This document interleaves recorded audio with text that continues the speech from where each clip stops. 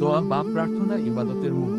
আল্লাহ আলা বান্দার দোয়া শুনতে ভালোবাসেন এবং তিনি সাড়া দেওয়ার প্রতিশ্রুতি দিয়েছেন। সূরা মুমিন আয়াত 60।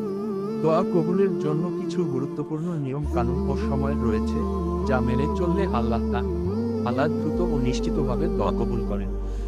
দোয়া কবুলের গুরুত্বপূর্ণ নিয়মাবলী।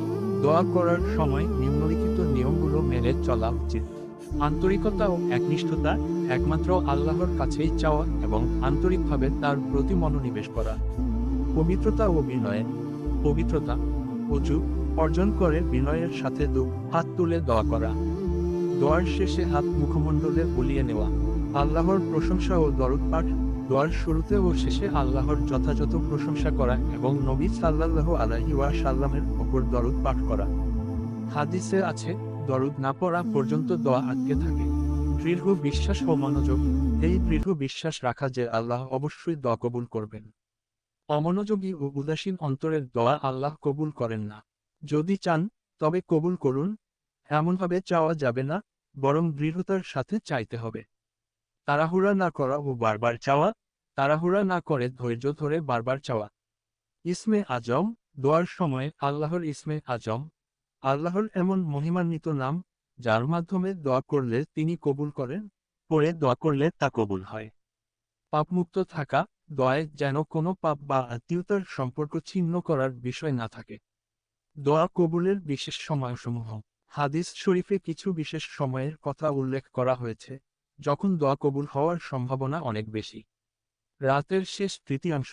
এই সময় আল্লাহ বান্দার প্রতি মনোনিবেশ করেন এবং বান্দাকে তার কাছে চাইতে বলেন। আজান ও ইকামতের মধ্যবর্তী সময়। এই সময়ের দোয়া ফিরিয়ে দেওয়া হয় না। ফরজ নামাজের পর। ফরজ নামাজ শেষ হওয়ার পরের সময়টা দোয়া কবুলের উত্তম সময়। জুমার দিনের বিশেষ সময়। জুমার দিনে একটি সংক্ষিপ্ত সময় আছে যখন মুমিন বান্দা আল্লাহর কাছে যা চায়, তাই তিনি দান করেন। এটি আসর থেকে মাগরিবের মধ্যবর্তী হতে পারে। বৃষ্টি বর্ষণের সময়। আজানের সময়ের মতো বৃষ্টি বর্ষণের সময়ের দোয়া ফিরিয়ে দেওয়া হয় না।